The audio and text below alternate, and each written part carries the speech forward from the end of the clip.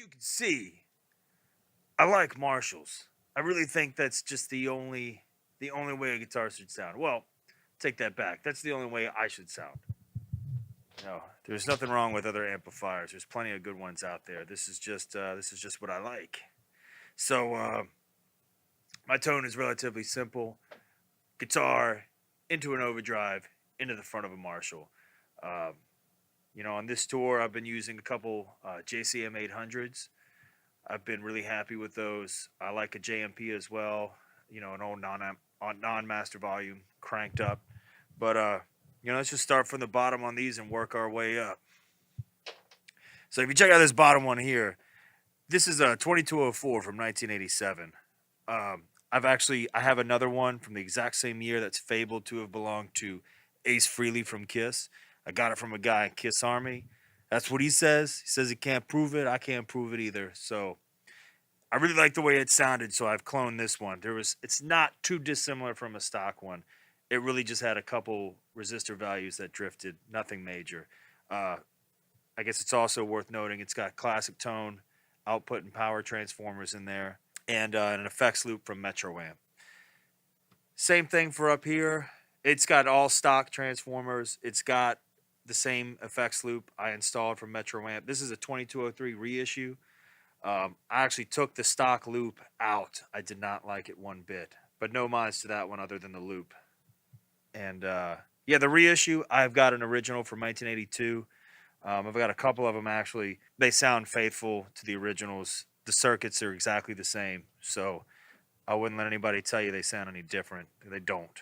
They sound identical to the originals, the OGs. So, my tone, like I said, it's guitar into an overdrive into the front of the amp. So this is the main overdrive I'm using currently, an MXR Distortion 3. I change them up all the time. If you want to peek a little further in there, you'll see I've got a couple green stomp boxes. I've got a Shinjuku drive from MXR. Way in the back, I've got an Ibanez TS9 Tube Screamer. And even over here, this yellow one in the back, of course, a Boss SD1. You can't go wrong with any of these choices. I tell you, I like playing with different tones all the time. So I change them up every other show, maybe every week. I'll come home and want something different. Maybe I'll play a different guitar and I'll want to switch them out even maybe in the middle of the show. So sometimes I'll have more than one kind of in series, and I'll turn them on and off kind of as I feel like it. There's nothing wrong with keeping the same sound. There's nothing wrong with changing it up. It's just I like to keep things interesting. I'm never set on the same thing for a long time, except for I'd say maybe the meat and potatoes, the amps. I haven't changed my amps in 10, 15 years. Jumping around a little bit, if you go up here to this Marshall JMP1, this is actually what I use for clean tones. So if you notice, all my pedals and my rack gear here, they're all controlled by this Voodoo Lab GCX audio switcher, which is pretty cool. So that way I've got all the different pedals. Everything's hooked up and on all the time, but it's never in the loop until I call for it through this loop switcher. So it's a genius device. I mean, so that way I can keep all my effects, my Harmonist PS6, Carbon Copy, I can keep them all on, but they're never in the loop until I press the button. It's a wonderful thing here. So that being said, I use this. I've got it routed so after the effects send from the amp, it meets up with this guy somewhere in there, and so I can go between using this and the preamp of the 800, or this becomes my preamp when I run cleans, and then once I'm using the 800s actually just become power amps at that point. Like I said, jumping around. Reason I got two of them is one of them is usually running to a dummy load, maybe a PDI 03 like I have up here. These are speaker simulators from Palmer. Pretty cool stuff. I'm not thrilled about the way they sound through my in-ear monitors. So really, I'm sending one of those to everyone else. So every day, if I run my stage volume super loud one night or quiet the next, well, it's never that quiet. It's not messing with everybody else's in-ear mix. That's pretty much all I'm doing with the Palmers. When I'm running live, what I've got going through my ears is my stage volume, which is pretty much coming off of this top head here, the 100 watt, and I throw an SM57 in front of a Marshall cabinet. We want to jump up here to this Sennheiser. That's the wireless units we use. It's got my little name up there. Look at that. Pustulus. You know, runs from that into a Peterson strobo rack. I don't know how I ever lived with this thing until I got it. It's probably one of the greatest tuners I've ever used. Hands down the best. I can't. This is the one item I can't leave home without. That goes, of course, into a Crybaby custom shop. This is kind of like what they call like a rack wah, and basically what it does is I can set up multiple wah controllers all around the stage, and none of them actually carry signal. The wah itself is in the unit, and I use it. It's pretty simple. I've got it on 2.2 kHz is the sweep. The Q is almost all the way up. I don't use really any boost. I think I might have this thing tweaked a hair. I don't use any of the EQ on it. I've tried it out. Really, I just have it pretty close to my stock 95Q Crybaby. I've got a pink one that I've had forever. So I've kind of tried to get it pretty close to that. I've got an ISP decimator here in the rack. This one's actually off right now. I've just subbed it out for the pedal. This is an older G-string unit. I like them both. I'm chasing down a bunch of noise issues at the moment, and not that there was anything wrong with this. I just it's too many wires, so I just took it out. I actually have a stereo mod one that I used to use when I used angles, but this is the stock. This is just the regular one. Harmonious PS6. I really only used that at the beginning of Let Us Slay, maybe in a solo section for Swallow the Sun. All my solos, pretty much I'm running a MXR carbon copy delay. This goes right into a microamp for a boost. If you look at the knob, I don't have it up very much. It's just enough to kind of to jump above the rhythm just a little bit. I'll let the sound man take care of the rest, but that's just to give me a little bit extra. Like I said, it's not crazy. And that chorus is really only in the signal when I'm using the clean channel on the JMP1. It's not in my main rhythm tone. I've done a few tours where I've had an analog chorus as part of my main sound, but haven't been doing that lately. I really only did that when I was doing a lot of guitar work by myself, when Ballsack the Jaws of Death was out reaping and destroying and could not have a tour with us. So now he's back. I've just gone back to my roots. I guess further back in there's one last thing I left out. I do have a MXR flange in there. Basically set exactly how EVH set his. I got it taped down so I don't screw with the knobs because I've messed with that a bunch. And the radial Twin City ABY, this thing's always been a mainstay. I love the radial stuff. If you want to zoom in on this pedal board, I've actually wired this thing so that it takes phantom power. Now, the Voodoo Lab GCX sends, I think, like 9 or so volts down pins 1 and 5. I've actually taken this thing apart, pulled the transformer out of it, put it in another box, and mounted it so I could send phantom down the 2 unused wires in a 5-pin MIDI cable, because 5-pin MIDI only uses the middle 3 for, I guess it's MIDI notes, signals, and things like that. So if you check this out, if I unplug this, it's out, it's off. If I plug it back in, it comes back on. So the power is being carried through 5-pin MIDI. That's something you don't see every day. 5-pin MIDI with phantom. Yeah. And there's the wah controller. If you actually check this one out, this is the wah controller. This is the one we always put down stage. I have to wrap them in plastic, otherwise the blood of my enemies gets in there and destroys it. So I've probably got about a dozen of those because they're constantly being wrecked. And let me take you to the vault. This is one of my favorite pieces, of course. It's got all the guitars in it. Now, I tell you, I like Dean's.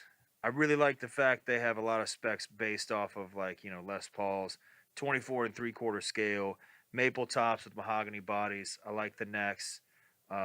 22 frets. I don't need anything too fancy. I've got a couple with 24, but none I've taken on this tour. Of course, we start off with this guy. I've got a DiMarzio X2 in the bridge there. Regular Duncan 59, I think. I couldn't pass it up. I had to do that as I played that at Vinnie Paul tribute in Sacramento. So my main one on the last tour that we just did is this guy here.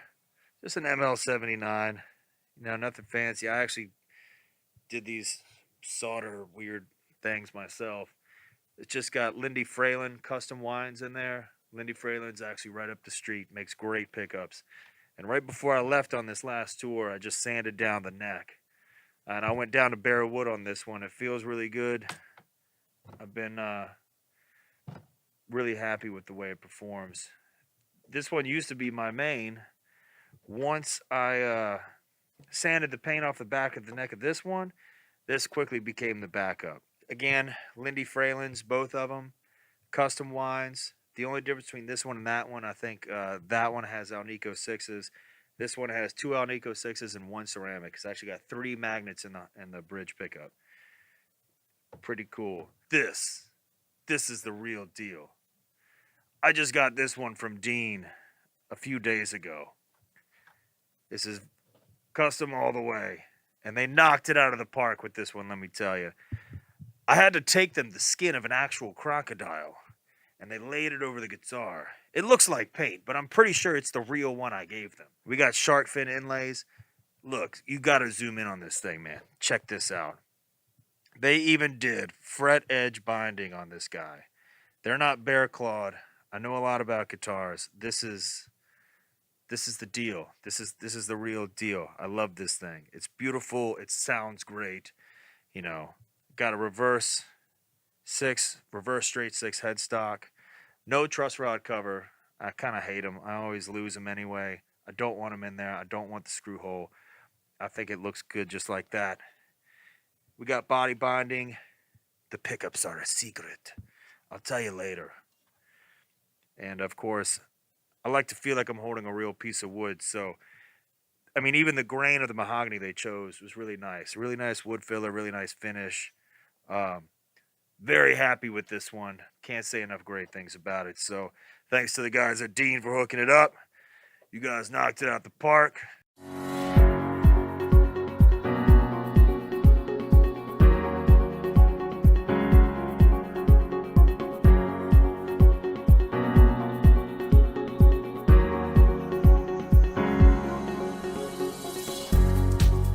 We are Glomco. You may not have heard of us, but that's alright. You see, even though you don't know our name, you already love us. We make the food you eat. We make the clothes you wear. We make the car you drive. We put a roof over your head, and we make the pillow you lay it on at night. We may not make the water you drink, but we add the fluoride and estrogen-like chemicals that keep you healthy and docile. And we put it in non-biodegradable bottles that make your landfills the towering mountains of majesty that will one day cover the world. But we just don't make things. We are doing things too. We're building the skyscrapers in your cities and setting the fictional prices for your healthcare. We run your armies and control your politicians. Yes, we're the 1%, and we own everything you want. But don't think of us as stodgy old white dudes. Look, we employ a couple ethnically diverse brown people and pay them almost 70% of a living wage. So, no matter what you're doing or where you're going, we'll be there. Because we're not going to stop until we own every goddamn thing on this planet. And speaking of God, we just purchased the Catholic Church and are in the process of forming a major religion merger, so there's no use in praying to him for help. We're Glomco, and we own your ass.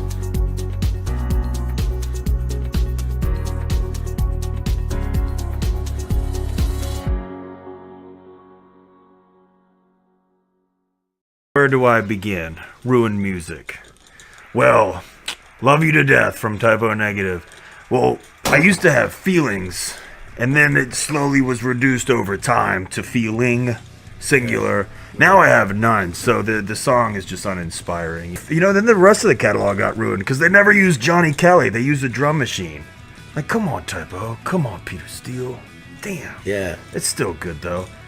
What else? What Got else? a big dingling, that dude. You know what? Yeah. I tell you what, man. You know, Gwar ruined music for me. Like, you know, playing music, like learning how to play it. I should have never done that. You know, they always say if you want to lose your religion, then you should become a priest. You know, it's definitely the same thing for me. You know, once I learned how to play music, then I started hating everything about it. So, I mean, I don't know. If I had to pick a band or an album, what do you think? I got another one. What is it? Morbid Angel ruined Morbid Angel for me. That's right. Do you hear that album that started with an I? I can't pronounce it. It's in Latin or some shit. But Yeah. come the on. Spanish version of Eat 'em and Smile. That's what ruined it for me. Yeah. David Lee Roth. Yeah. You know, death metal. You know, a lot of good death metal came from Florida. But have you ever talked politics with anyone that was born in Florida? It's not good. No. No. And there's a lot of dipshits that play metal. Let me tell you something. I mean, Yeah, it's like not us. a genre that distinguishes itself with its intellect. Ooh, scary stuff. Lack thereof. Yeah. Morbid Angel. I've always had this theory that Iron Maiden is like Leonard Skinner in the aspect that, you know, Sweet Home Alabama was a pretty good song. The first 5,000 times you heard it. I liked The Trooper. Maybe 5,000 times I heard it ago. Yeah. That's, I just can't stand it anymore. Yeah, you know, that's a band, though. That's another band that, like, you know, they started writing songs about the Crimean War and dinosaurs and shit like that. Why do you even do that? I don't know. I mean, but, yeah, I mean, without a doubt, Iron Maiden, I think that's a great point. It's a great point. Overplayed. Not Yeah. a bad band. Just hear it too much. Yeah, and maybe, you know, and then you tied Skinner in there, and I think that's true, too. They should do a tour together. Yeah, Everyone in Alabama would love it. yeah. Where do you guys stand on a song like Don't Stop Believing? Don't stop bereaving? I never do. I wake up every day and think about the shadow that was my life. That's right. You know what I remember is that you know, Journey has the best sort of apology song where like he says, you know, he's on the road and he says, The joy of rediscovering you. yes, I get the joy of rediscovering you. What a bunch of load of shit. All That's those not other true. girls I had sex with, baby, they didn't mean nothing. But Right. now that I'm back with you, I realize what I was away from for so long. Those Thai strippers meant nothing. It Yeah. was nothing, baby. I cheated on you with those women so I could learn to appreciate you. It's a growing experience, as we all do, you know? Yeah. What a corroded load of shit. Worked for him, though. I don't know, he's not in the band anymore, old Steve Perry. Yeah, money ruined music. Oh, yeah. Money ruins art. Yeah, it really does. Beethoven, he ruined music for me. Writing music as a group ruins music. Sick of You is pretty fucking ruined for me. We play it all the time. It's like the most ridiculous song that we ever wrote. We have to play it every single night. I wonder if other bands feel that way about their stupid songs, but, you know. Yeah, that one's pretty ruined. And then, you know, well, Beavis and Butthead... What, you alright? No. Oh, jeez. Yeah, I mean, Beavis and Butthead, you know, they helped us out, you know, I mean, for the Gwar songs that they covered, you know, I mean, Sick of You and, you know, Gwar, I guess they watched us do Gwar, but, you know, those are the songs that people say, you know, that's where I learned about Gwar. So, you know, I mean, that means that was our mistake. We never should have done it. We never should have done it. We are the greatest fucking rock and roll band in the world, and don't you forget it. Hugs. Thanks for being with us, Sleazy. Oh, it's a pleasure to be here with all the Bubba Fats and the, Harlequins and all the other sad people who are still trying to be teenagers. Yes. Well, as long as they've bring money to the table, right? It's okay, right? They haven't, and so I hate them. Yeah, there's no way to sugarcoat this nut log that will make you think it's a Baby Ruth bar. It just isn't. But that's okay, right? Old Sleazy will help you get through this root canal of a movie. Although, if you have any anesthetic, I recommend you double your usual dosage and begin application immediately. I mean, obviously, almost everyone knows who you are. Yeah. Because you're extremely famous. Tell us your association with the intergalactic rock band Gwar? Yes. They are. Are they from space? Well, originally, yes. However, when I discovered them, they were frozen in Antarctica. They had been there for a million years. The master had entombed them to protect the planet and save them for the great battle that was forthcoming with Cardinal Sin.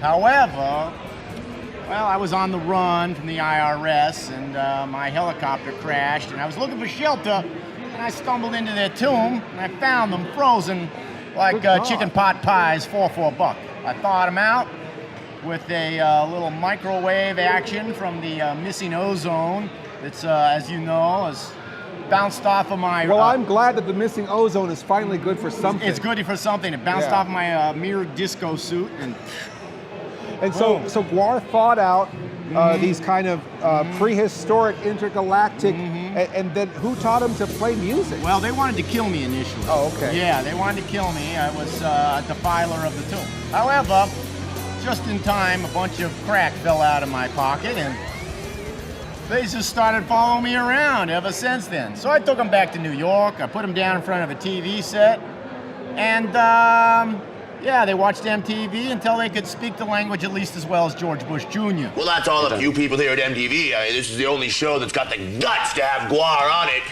Gwar Unplugged. It's gonna be great. We'll be back with more Gwar and Headbangers Balls. Stick around. Wow, so they learned how to talk watching MTV? Passably, yes, they did. Yes. That's unbelievable. And Right. and then did they learn music watching MTV too? Well, they learned wrestling first. Oh, wrestling. Yeah. I took them into to try out as wrestlers. They didn't understand how to throw a match. They knew how to kill people, but they didn't understand the concept of, So they're what, professional mass murderers or engineered mass murderers? Well, I mean, they were ugly, stupid, untalented. I figured it was either wrestling or rock and roll. And once wrestling was a failure, then we transitioned into rock and roll.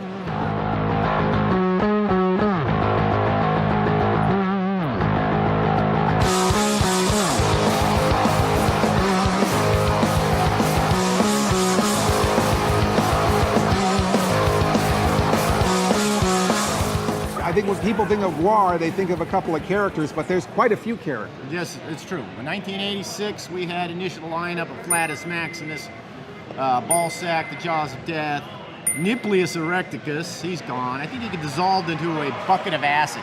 He didn't understand what acid was. He thought it was a drug. In fact, it was not. And wrong acid. Yeah, wrong acid. He got that completely wrong. We also had Odorous Urungus, and who else? I don't know. I forgot his name already. Who cares, right? Okay, Just a bunch of guys. They're furry and covered with spikes, and they bang on instruments. The crowd loves them. They do. Now, a lot of people here who've come to, they're buying the Gwar stuff.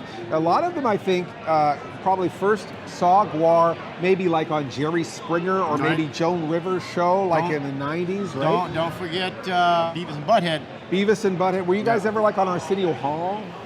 Not that I know. No. I don't know. I just remember you guys were on TV a lot. Yeah.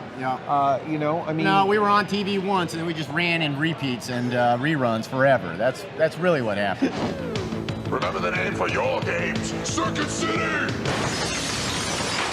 a little too subversive. Yeah. You know, was there ever any allegations that, you know, my kid listened to a Gwar album and went crazy and wanted to kill his parents or any of that kind of stuff? As a matter of fact, we shipped quite a few albums of Toilet Earth initially, and then we did, Walmart happened to notice one of the song titles, which was Baby and, no sense of humor whatsoever. 40,000 copies are shipped right back, and sales have been in the toilet ever since. But who cares? We're a live act. Totally new for all you kids.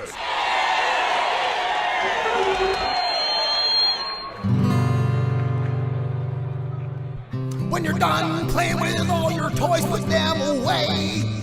When you're finished coloring with all your crayons, put them away. When you're done this is the worst thing I've ever heard! Both ways. Yeah, I'll show you. So Walmart didn't like that, huh? No sense of humor whatsoever. Pedophilia hasn't gone mainstream yet. Not yet, but Hollywood just keeps trying. Yeah, they're gonna push it. Oh, that your fans come to get killed? No, they don't. Well, yeah, I guess they do. They do. They do. Now, I mean, now do they just? we don't tell them. Do they love it's pretty music much or a hate given. themselves? Both. Oh, both. Both. Oh, okay. They hate themselves, but want to hear themselves killed in a lovely, lovely death metal soundtrack. And are Gwar cannibals? Do you save the bits after the show? Why? Yeah, of course they're cannibals. They're also necrophiliacs and drug-addicted, monsters. However, not all of it gets eaten. No? No. So I often go front stage after the show. We've got some body recycling machines, little claws that pull the meat from the bone. I have a dog food company that's processed through, and then the jewelry is separated, and I take that and to the local pawn shop after every show. That seems very efficient. It is very efficient. No, waste not, want not. Money, for ticket sales is not enough. You gotta think about all these things: merchandise, recycling. Good job, guys. Good job. However, we need you to run through it one more time and try to take out the sucky part. What part was that? All of it! Sometimes you perform with Gwar as well as manage them. I right? do. Sometimes the lead singer gets a little tired, and I'll walk out there and do a little rap. How many songs do you have with Gwar? 2. 2? That's all they let me do. Only Just 2. They're great ones. Yeah, right? I know. Everybody else off. I tried to be mediocre once. Yeah. I just couldn't do it.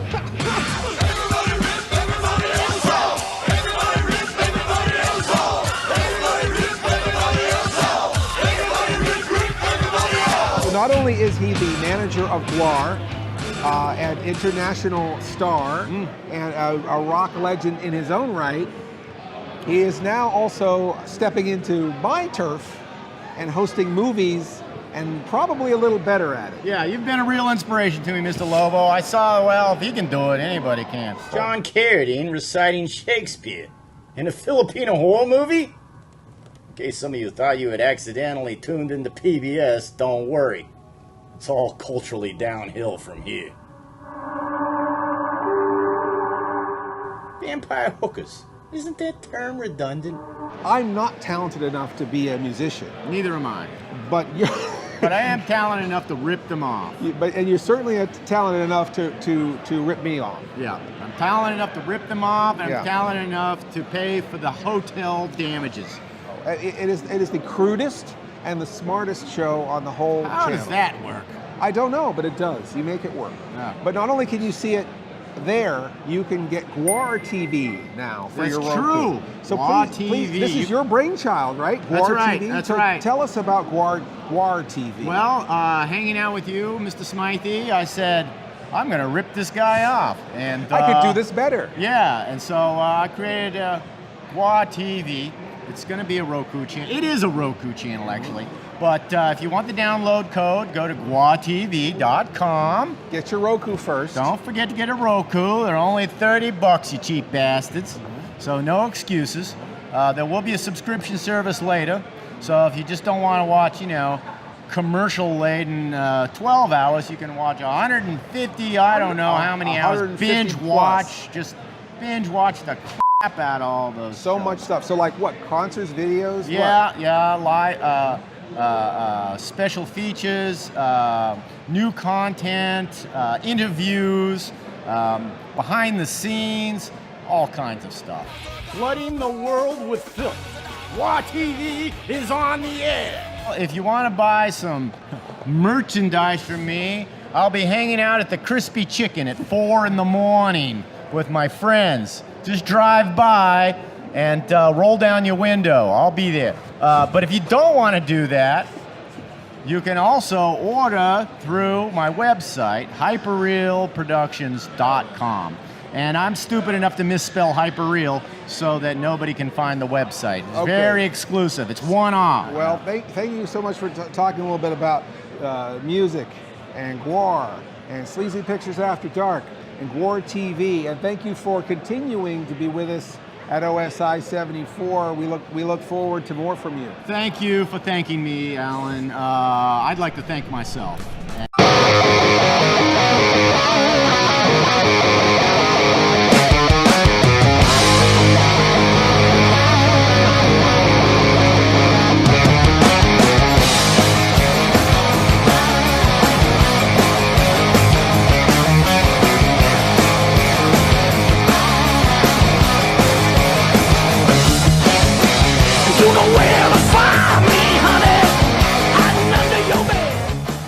Guys, what's up? Billy Cardigan here in Philly at the Franklin Music Hall venue, and I'm here with the Gwar band, which is a very scary band with the guitar player, Pustulus. Yes, that is correct. Pustulus Maximus. So he seems like a very nice person, but I'm very scared of the visual, the very scary monster. There's nothing to be scared of. You just have to be open to things sexually. Behind the gear. So today we're going to talk about the pedals that he uses to make the Gwar music that they make, the guitar pedals to make the sound that they made. Yeah, all right. That sounds good. Cool. Behind the gear. So is this your pedal board?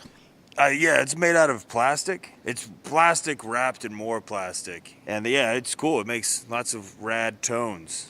So most people have just pedals, but they don't have like a crappy thing wrapped in plastic. Why do you do it that way instead of the normal way? I don't know. I think if there's too many buttons, I don't know where to put my feet. So that's why because you have very large feet, so it's very difficult maybe to stomp on that. Yeah, they actually have bottle caps taped to the top of them, so I don't press the wrong ones. But it doesn't matter because all the sounds that are emitted are equally awesome. So that's cool because a lot of bands, they just press the different buttons and then it sounds silly and weird and different. But if you just have it so it just only sounds cool, then you don't need to worry the way other people would. Exactly, because a lot of bands have a lot of awful sounds. In Gwar, there's no awful sounds. Behind the gear. Can we hear what your guitar sounds like? Yeah, this is like the main.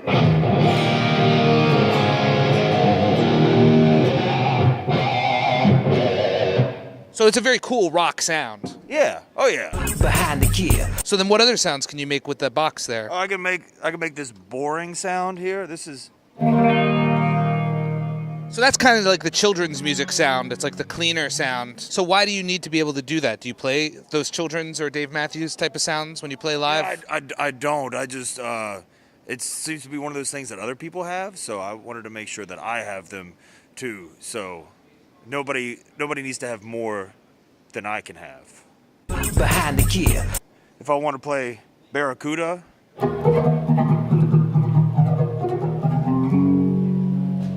So that's like a rock kind of sound, but it has a softer sound, so it's not as loud. Because when you were playing the rock sound, it did sound very cool and Jimi Hendrix-esque. However, it was very loud and it was very disturbing to be around such loud volumes. So maybe you turn this on when you're trying to make it more comfortable for the audience. Behind the gear. So what does that one do? That is a wah pedal. That's actually a wah controller.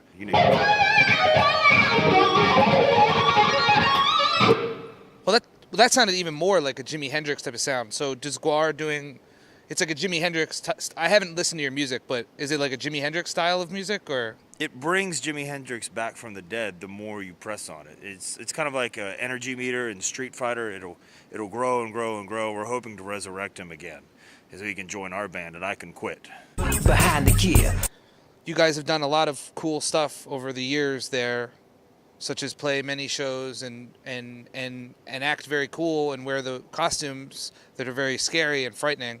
Behind the gear. All right, so now the Postulus Maximus band member is going to show us. So you have many, many pedals back here. Green pedal, yellow, blue, green, white, and yellow pedal. But then out there's only one big pedal. Yeah, well, I don't have any purple ones, but there's a red one in there that's unplugged. I'm trying to make it look like a pile of Lucky Charms in there. You know, I'm getting pretty close, but I don't have all the right shapes. Behind the gear. Right now you can't touch it. It says off.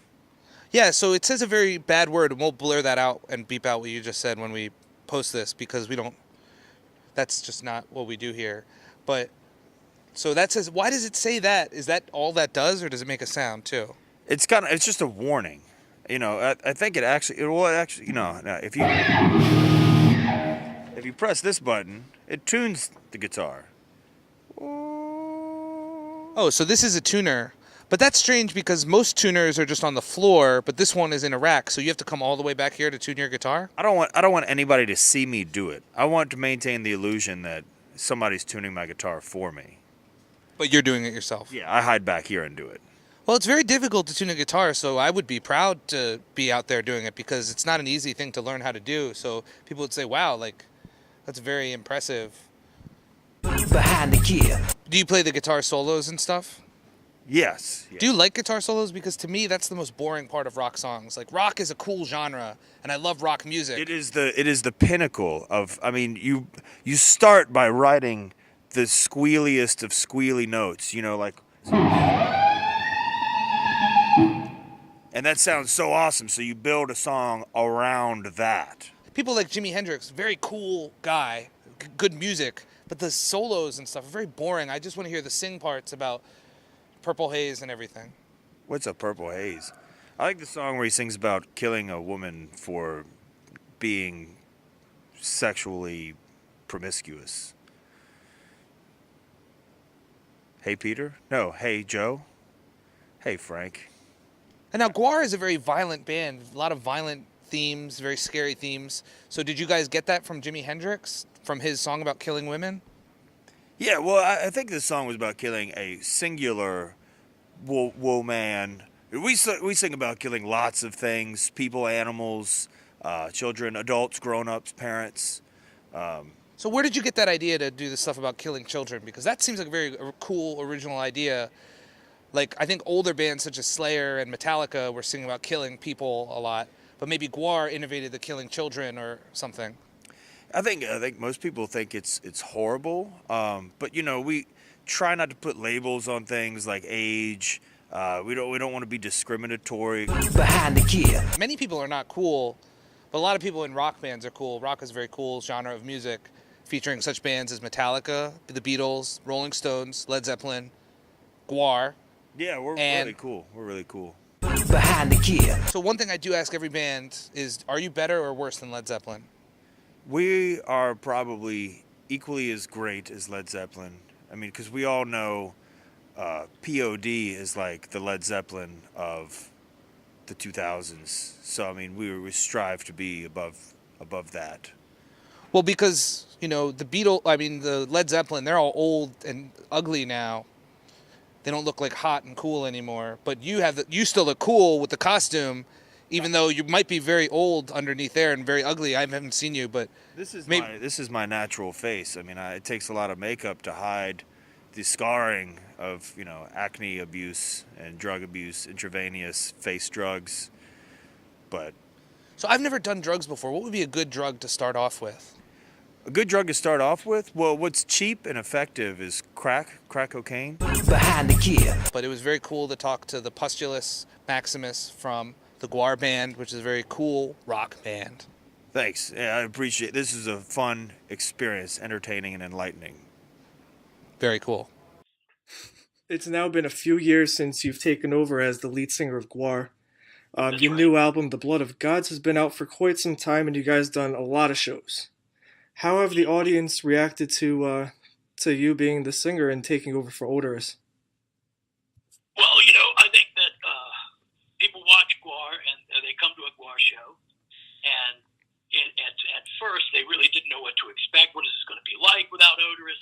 But I feel like people have watched it and they're not at all disappointed. I mean, it's still a Gwar show that's on stage there. Yeah. We're still the greatest rock and roll show in the history of rock and roll. The fans have been very receptive. Of course, there's people who say, well, it'll never be the same. Yeah, and it's like, no shit, Sherlock, nothing stays the same. But it's, short of, and it's certainly not beyond Gwar to raise the dead. Yeah.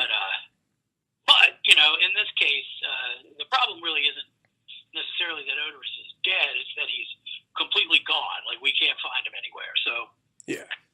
In our case, we have to soldier on. We have to keep doing music and doing shows and doing what we do best. And the people have been receptive to it. And I think part of that is that they didn't, necessarily understand all the parts and pieces of Gwar, all the little elements that were part of it, all of what it takes to get the show on stage, all the slaves that we have. Those folks are still around. They're still working hard to make Gwar the greatest band in the universe. How did you feel stepping in for Odorous? Well, people ask me, how do you step into, how do you fill his shoes? And my answer is always, well, he didn't wear shoes, because he didn't. Yeah. But, yeah. So it really is more like stepping into the puddle of shit where he used to stand,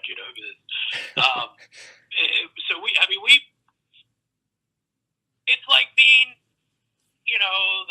the ringmaster of a 3-ring gangbang circus. It's just completely fucked up. But, you're standing in front of a careening train that's ready to go off the rails at any minute. That's what it feels like. Yeah. It's like in Road Warrior when the guys are strapped to the hood. That's pretty much what it feels like to be the lead singer in Gwar. But so it's constant excitement. Yeah.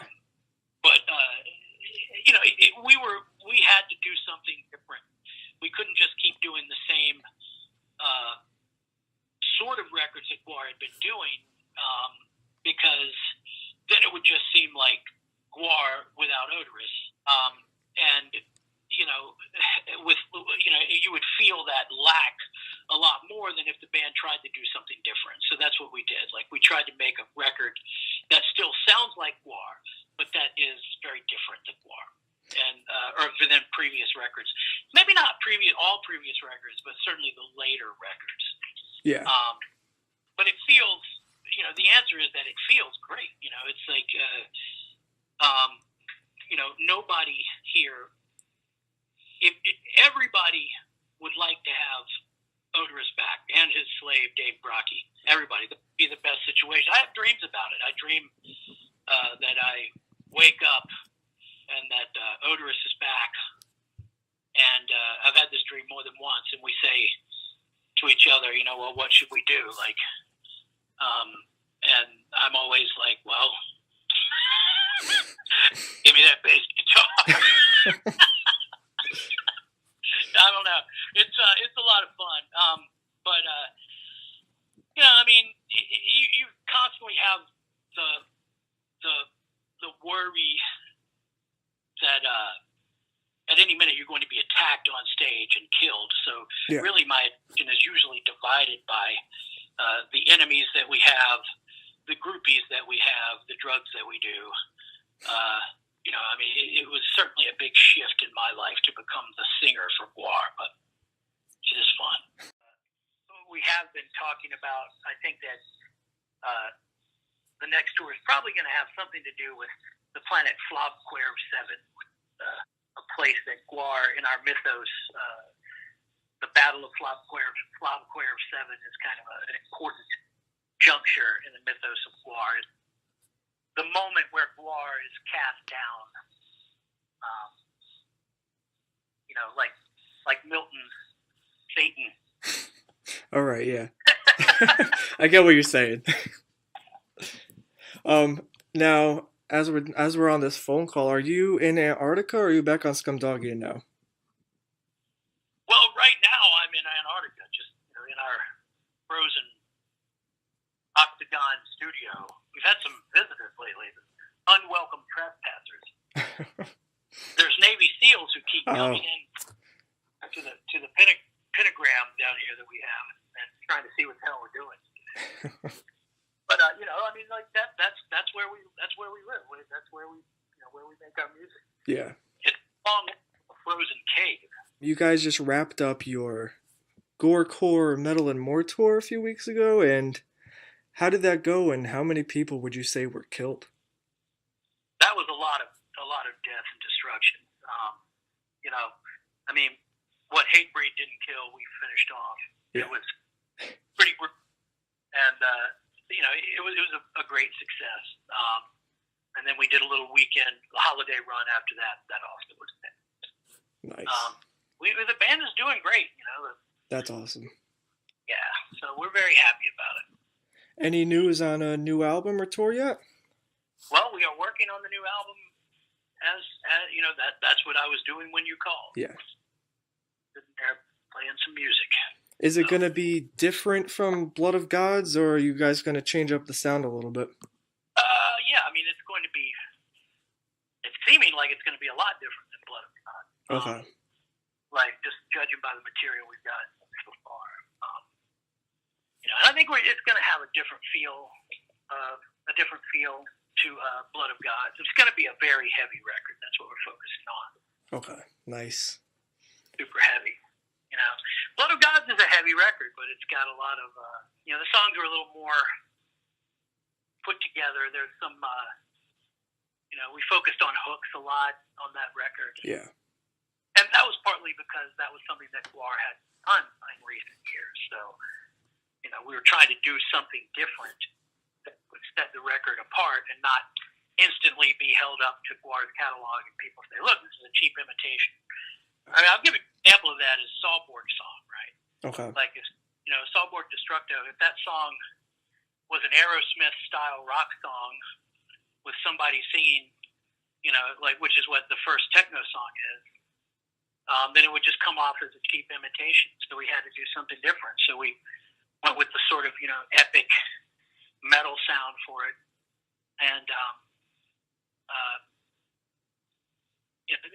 stuff like that is still on our minds. But now we're looking at the last record and thinking of, trying to pick the elements out of Blood of Gods that we really liked and do more of that. But that was the plan. But as it has turned out, it just seems like everything's a lot different. So I think that's what Gwar always has done, man, is they put out records that people don't expect. The band's sound changes a lot as we go. Oh yeah. Now, with the state of the world as it is now, is there anything you guys could do to stand out there? Because there's been a lot going on lately that whatever Gwar does, it's not what it used to be. Well, certainly, it doesn't have the impact that it used to have. You're absolutely right, and I think that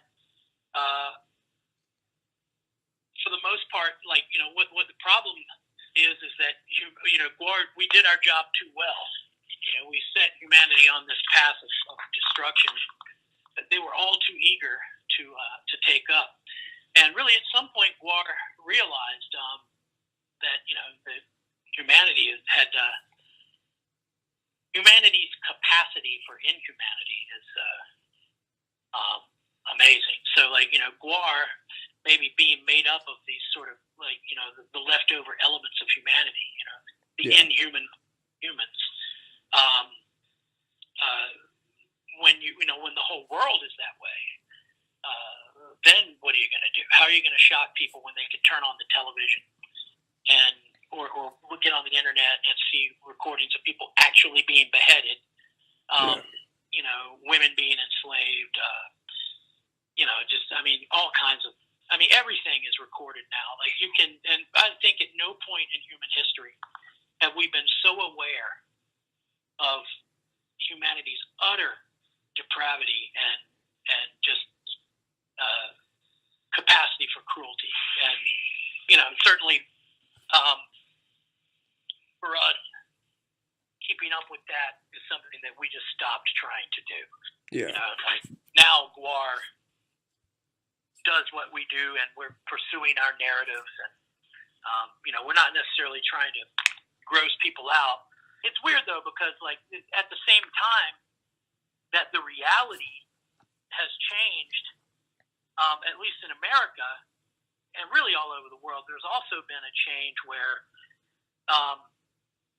you know, victims have more of a voice. Yeah.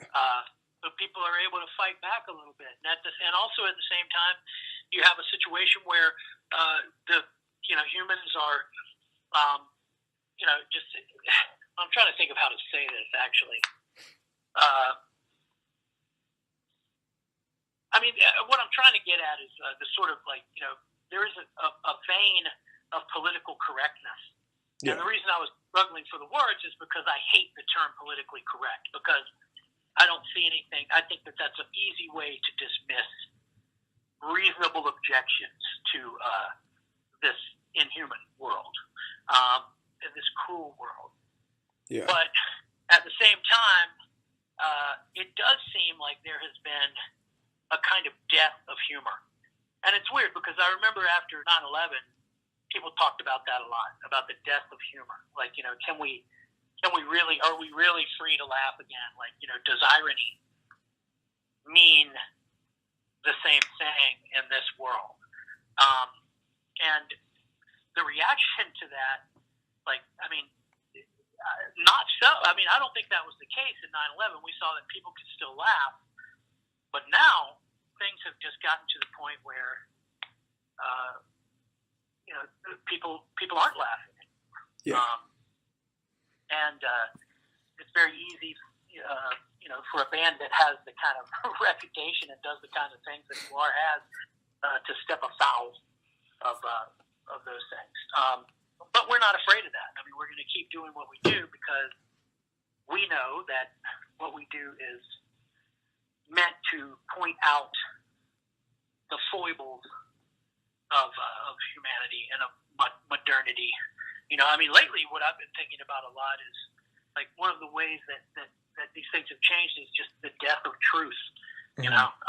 And it's surprising to me, considering how virulent conservative objections to notions of, this is very heavy. I hope your listeners are smart. Considering how people have, you know, like there's a kind of narrative out there that says that liberalism has that they embrace this loss of truth and the loss of definite meaning. But I don't see that coming from liberals. What I see is this massive sort of conservative impetus where, like, they seem to have taken that lesson and said, oh, okay, well, what that means is anything you say, you can say. It doesn't have to be true. Yeah. You know, all it needs to do, and you know, Chomsky pointed that out, Noam Chomsky, that, like, you know, it doesn't have to be true. You just have to say it. And exactly. Once it's said, then it has its own existence. You know, it becomes something other than a fact. And it just more and more, it seems like we live in a world where, it's really hard to get a sense of what the fuck is happening. Yeah. You know, and how are people changing in that? I don't know. Like, you know, look at, what's his name, 6ix9ine? Oh, yeah. Tekashi 6ix9ine. Yeah, you know, so what an amazing story that is. You know, it's like somebody whose entire existence, people who are so stupid, and their notion of reality is so shaped by information and access to, just like social media, that they're posting videos of themselves committing federal crimes. Like, I just don't understand that. Yeah. Like how somebody can. I mean, like, I dread for that young guy the moment in prison when he realizes, oh wow, this is with me forever. This is what I've done. Yeah. It's weird. Like, you see that even in the sort of like, the face tattoos. It looks like, the thing that people used to think made you distinctive, right? Your face and how you look. Even that is being covered up with a kind of sameness. Yeah. And that sameness comes from criminal elements, right? I mean, the face tattoo. The only place you used to see face tattoos was in documentaries about prisons, right? Yeah. And now, you see it on pop singers, not hip hop stars, but pop singers. It's almost like people have grown so accustomed to living in a world without consequences that they can't conceive of even the existence of consequences. It's amazing. So yeah, Gwar, finding our way in that's the art. That's the art part. Yeah. And that's what we keep doing. I'm ready to taste the heat of all the people whose brains I am harvesting by the very words that I speak across the internet into your mind, subtly controlling your every thought. Isn't that right, boss? That's right. Yes, so what do you want to know? Well, Techno, I know that you worked with a hot sauce with Kyle Colson. Tell me all about that. That's right, this right here. Techno Destructo's garlic death grip hot sauce. Guaranteed to kill vampires or your money back. In fact, just recently, at a massive worldwide hot sauce extravaganza, Techno Destructo hot sauce won second place in the vampire destroying contest. Isn't that right? I don't think it was quite the vampire destroying contest. It might very well do that, but I don't think that was a contest it was on. No? Well, what did it? I bet that dirty rat Kyle Colson told you some lie about the hot sauce, didn't he? Oh, no, Kyle's a great, outstanding guy. I don't think he'd do that. I think what he won took second place at Zest Fest. It was one of the largest hot sauce expos down in Texas. But I heard there is a lot of vampires down there, so maybe that's where it came from. Texas, huh? Wow, they know. I bet they don't even eat hot sauce in Texas, do they? Oh. I'm not really sure. I think probably they do. That's one of the biggest states there is, and there's a lot of people that like spicy food down there. I heard they'd like to put it on the Mexicans or something like that right before they eat them. Is that what you do? No, this was a rumor I heard. It made me kind of want to go there. I'm not really sure. Since I've been associating with Kyle Colson and Techno Destructo Garlic Death Grip Hot Sauce, one of the things that I've had a good time with is some of the events that we attend, they actually have professional wrestling in them. And it's always fun for me to go and establish my dominance through my intergalactic wrestling prowess that's famous throughout the galaxy. In fact, I just recently have been performing with AWS Wrestling, where I was fighting the nerd Chaz. He thinks he's so smart. He has a brain right on his chest. But that plays right into my favorite wrestling strategy which is to clutch my opponent's head in my mechanical claw, squeezing it gently so that their brains start to ooze out of their ear. Then I eat the part of their brain that contains their wrestling knowledge. So not only are they weakened in their ability to fight me, but my wrestling power grows exponentially, and that is why I cannot be defeated. I've been called to Canada last year or so, wasn't it, Paramorg? We had the Easter egg hunt of death, where I fought the devil himself, Drexel, with a special guest referee in a rare live appearance. What was his name? Jesus Christ! And coming up here in Canada, I've started to travel outside of Canada, which is difficult because it's really hard to get replacement parts for my armor.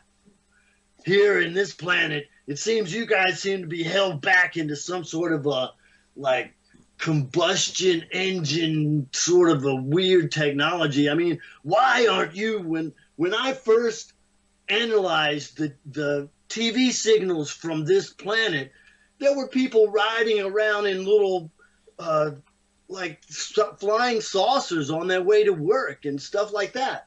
But that was the Jetsons or something like that, you know, was the family that I was monitoring from Earth. And I thought that the technology of this planet would be way more advanced. So in all the damage that my armor has suffered over my many battles here on Earth, it's really hard to get replacement parts. So finally, I have the ability to fly to Canada, where I'm going to face Drexel again and exhibit upon him my ultimate limitless revenge for what happened in the Easter egg hunt of death. Well, I definitely want people to be able to find this wrestling match. Now, is all that information going to be on the Techno Destructo Facebook page? Yes, you can monitor it there. It's through Cobra Kai. Cobra Kai Productions is the guy that's putting the show on in Vancouver, Canada. And it's on Rickshaw Theater Productions. So it's going to be at the Rickshaw Theater in Canada, May the 17th, I believe. And I think the first teaser videos are just starting to trickle out about it. I'm also going to be attending a convention called CrypticCon in Kansas City.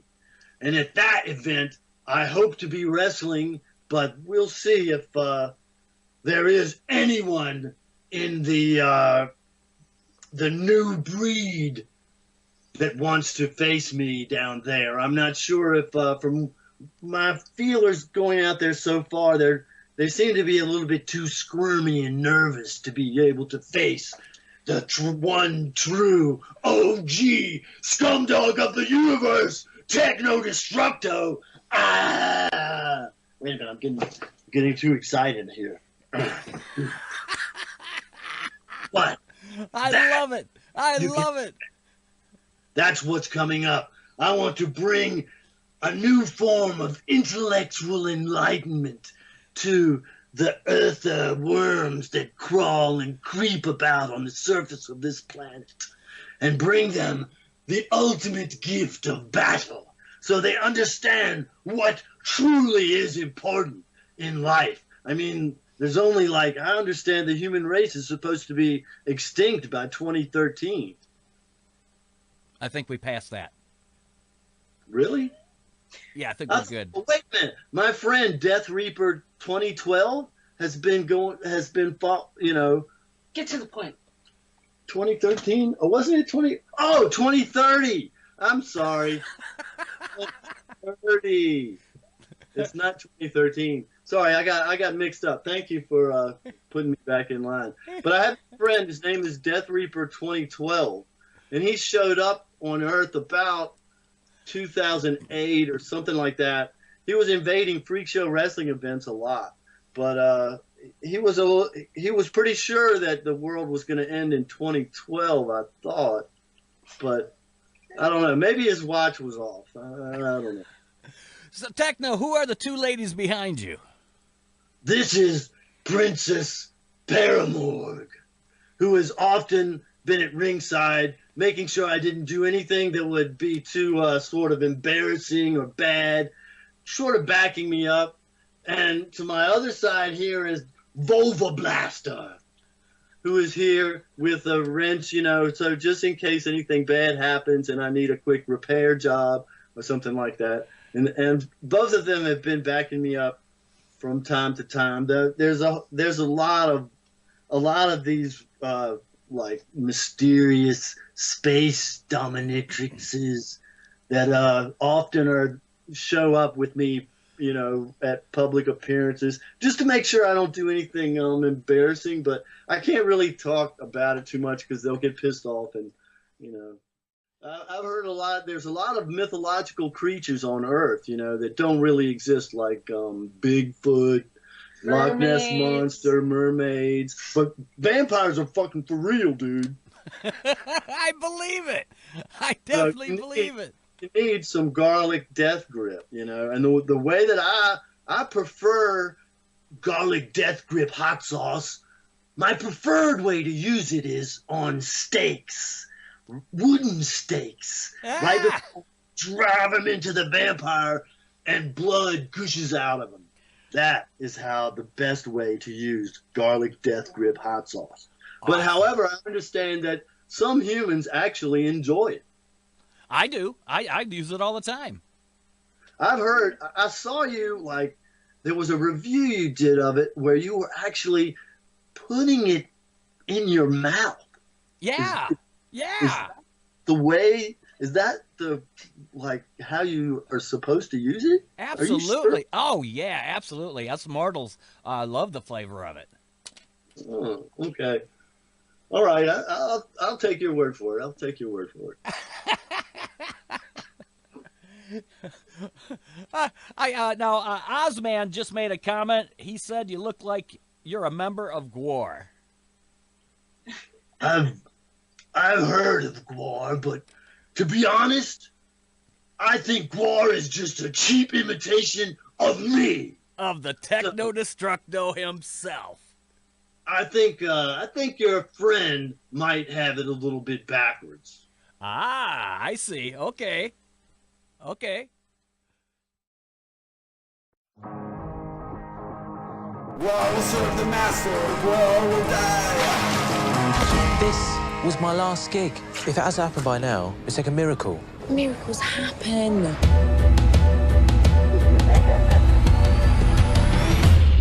What happened? Electricity flicked off all over the world. Flesh and blood and stickers. And he bought you a present. Wow. By me. I crushed you as I would a fly. I kill you and I watch you die. When did you write that? I didn't write it. Rocky wrote it, from Gwar. Who? Odorous Arungus, Techno Destructo, Jizmac, Gwar. No, stop it. Let us slay. It's one of the greatest songs ever written. Well, it's not Coldplay. It's not Fix You. You genuinely not know who Gwar are? Genuinely? Then I'm in a really, really, really complicated situation. Let us slay, the lust for blood won't go away. Sorry, I'm just listening to Jack's new song. What's this one called? Leave It's Let Us Slay. Well, rock on, Jack.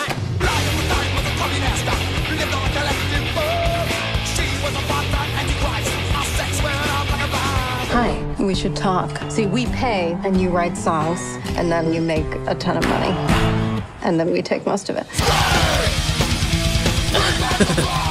Now introducing Gwar! We would like you to write something right now. Your womb is a sewer. No one's ever never written this many great songs. How do you do it? Your womb is manure. Sometimes it feels like someone else has written all the songs. I've been waiting half my life for you to wake up and love me. But I am a school teacher, and you are the world's greatest singer-songwriter. I'm not. Except for you are. It's going to be the greatest album of all time.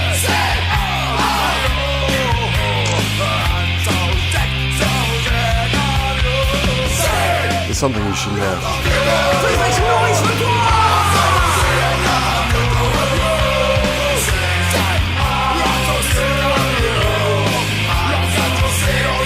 I've got two men who claim that the songs are theirs.